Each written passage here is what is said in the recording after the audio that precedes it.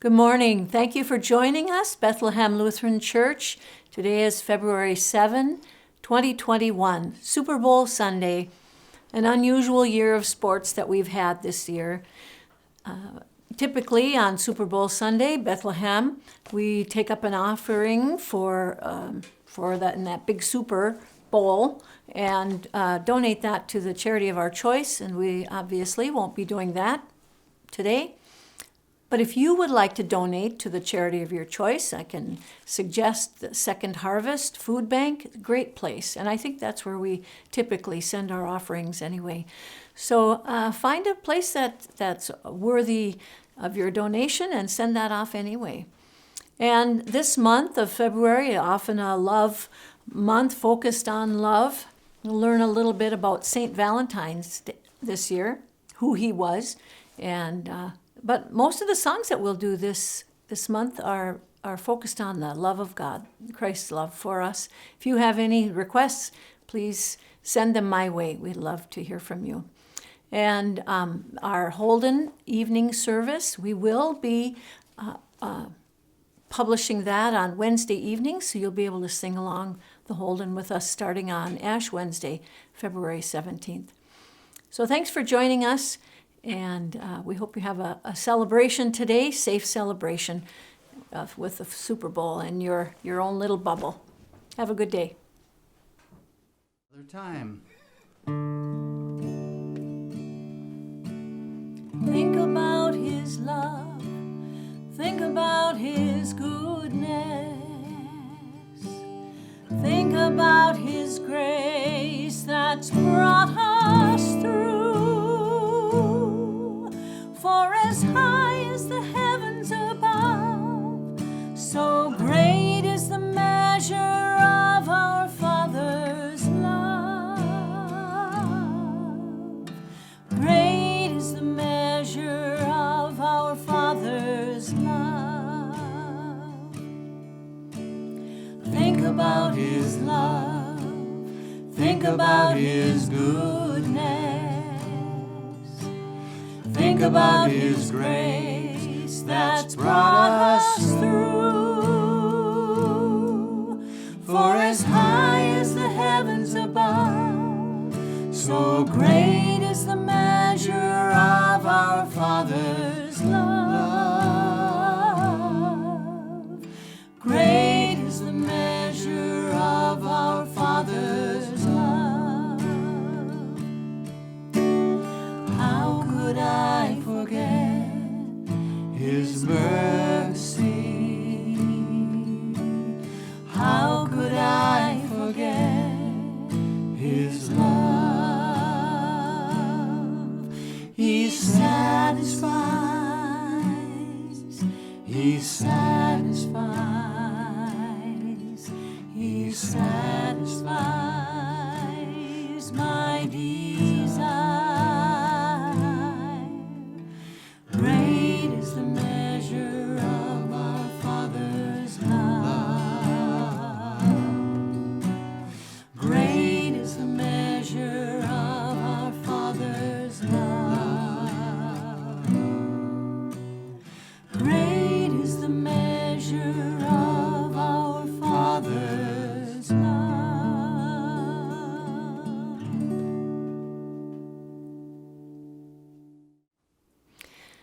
I really appreciated Jan's message last Sunday on faith. If you haven't seen that, just scroll down your Facebook, find her for the last Sunday in January.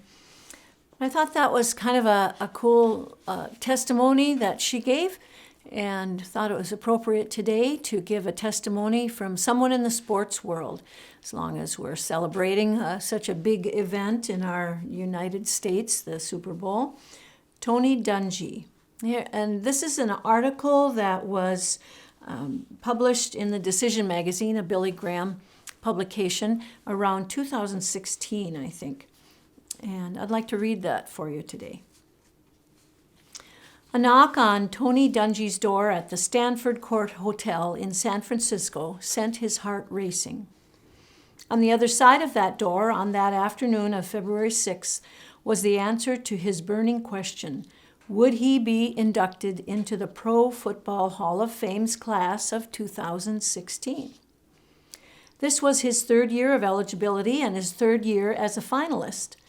Dungy, former head coach of the Indianapolis Colts and Tampa Bay Buccaneers, had been asked to wait at the hotel while the Hall's 46-member board of selectors met privately to deliberate and vote. 17 other finalists also waited. David Baker, president of the Hall of Fame, stood at the door smiling. "It is my great pleasure to tell you that you are going to Canton," Baker said, referring to Canton, Ohio, where the hall is located. He extended his arm to shake Dungy's hand. Then, pulling Dungy into an embrace, he said, "God bless you, Coach. God bless you." Dungy celebrated with his wife, Lauren, and he prayed, "Lord, thank you for this special honor. It's probably the last sports honor I'm going to get. I'm very gratified, but I want to utilize this like I have everything else in my career. I just pray that it will point people to you." On August 5th, the day before the Hall's formal enshrinement ceremony in Canton, Baker said Dungy's honor heralds the beginning of a whole new relevance for Tony Dungy because his first name for the rest of his life will be Hall of Famer Tony Dungy. And because of that, there's an opportunity for him to reach more people in a way that a presidential candidate might not even get. In an interview with Decision, Dungy said he looks back and sees God's hand mightily upon his life and career during what he considers an unlikely journey to the Hall of Fame. "It's amazing how God directed me in the right paths and put the right people in front of me for this to happen," he said. One of those people was Leroy Rockmore, the junior high assistant principal who talked Dungy out of quitting the Parkside High School football team in Jackson, Michigan. Never think that your role, whatever job you have, is insignificant. Jackson, Michigan, it was a dispute over the head coach that Dungy had had with the head coach during his senior year. Dungy said, "I hadn't seen Mr. Rockmore in 2 or 3 years when he called me up and said, 'You need to come to my house because word on the street is you're not going to play.' Well, he talked me into apologizing to the coach and getting back on the team. Who knows where I would be now if he hadn't done that? I don't know what I'd be doing, but I know I wouldn't have been a football coach in the NFL." In 1977, upon signing with the Pittsburgh Steelers as an undrafted rookie, Dungy met Donnie Shell, his first NFL roommate. Shell helped Dungy, a quarterback in college, learn how to play the defensive safety position. "I kind of became joined at the hip with Donnie because of learning the new position and the fact that he was probably the most on-fire Christian guy I had ever met at that point in time," Dungy said. Dungy had accepted Christ as a young boy, but had never truly surrendered his life to the Lord. In fact, in high school and college, he was nothing like the mild-mannered, self-controlled man who's been one of NFL's most beloved figures for at least 2 decades.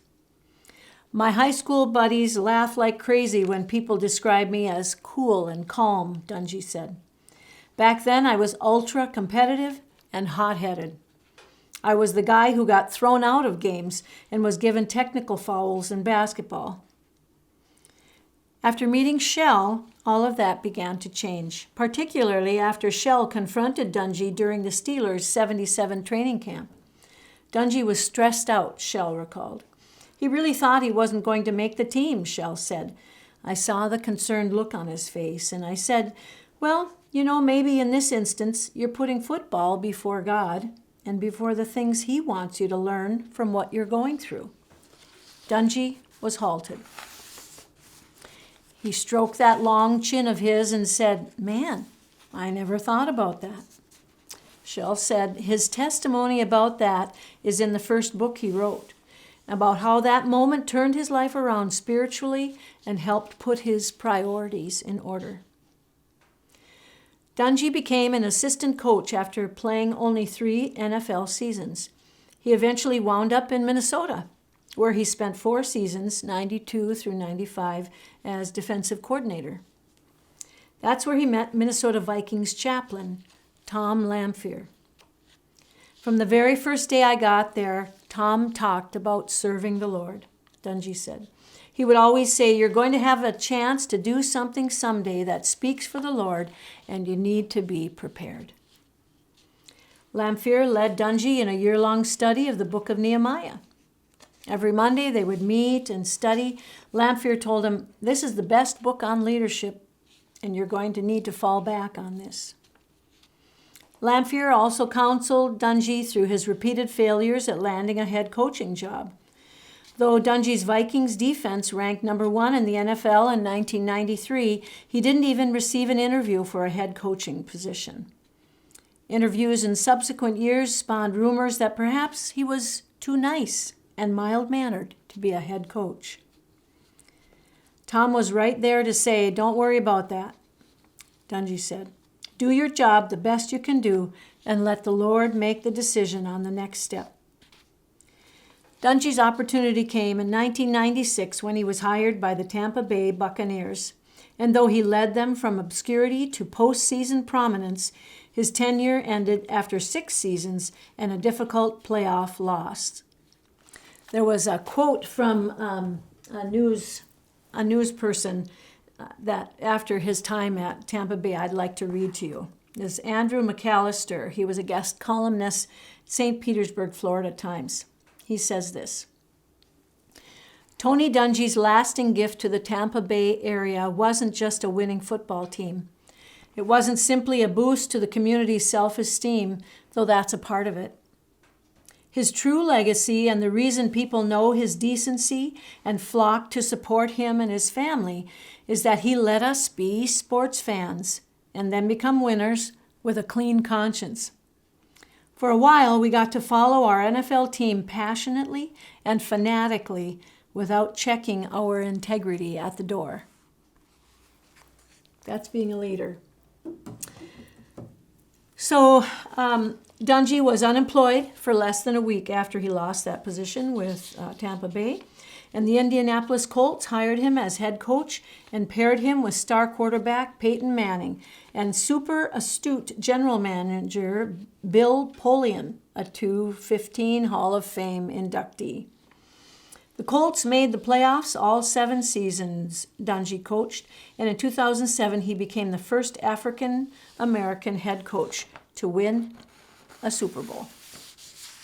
The season before the championship, he and Lauren endured the agony of losing their 18-year-old son James to suicide. Something like that tears you apart, but you understand that God is still there, Dungy said. In 2 Corinthians chapter 1, Paul says, when we have trouble, God comforts us, and the reason he does is so we can comfort other people. I think that's what's happened to me. I've seen so many people come to my aid and our family's aid, and now we've been able to do that for other people. That's been pretty awesome. Dungy's example of faith lived out, even in tragedy, has touched the lives of countless numbers of people over the years, especially the players he not only coached, but also mentored. One of his best players, former Colts receiver Marvin Harrison, was inducted into the Hall of Fame with the same class as Dungy. During part of his speech at the August 6th induction ceremony in Canton, Harrison turned toward Dungy and spoke directly to his ex-coach. I could sit up here for 10 or 15 minutes and tell you about how important it was to have you as my coach, Harrison said. You taught us how to be teammates. You taught us how to be men. But the most important thing you taught us was about fatherhood. About an hour later, during Dungy's speech, he asked all of his former players who were assembled to stand so he could honor them. There's no doubt these guys are responsible for me being up here today, he said. I thank you guys. I love you, every one of you. Tears welled up in Dungy's eyes. The Lord has truly led me on a wonderful journey, he said in closing his speech. As with all the former NFL greats who are enshrined, a bronze bust of Dungy's likeness has been permanently placed in the Hall's prestigious gallery. I'm told that the bronze bust of Tony will last 40,000 years, said David Baker, the Hall's president. But there is a Hall of Fame in Jesus Christ that will make 40,000 years look like a blink of an eye.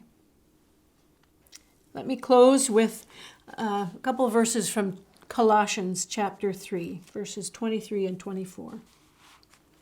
Whatever you do,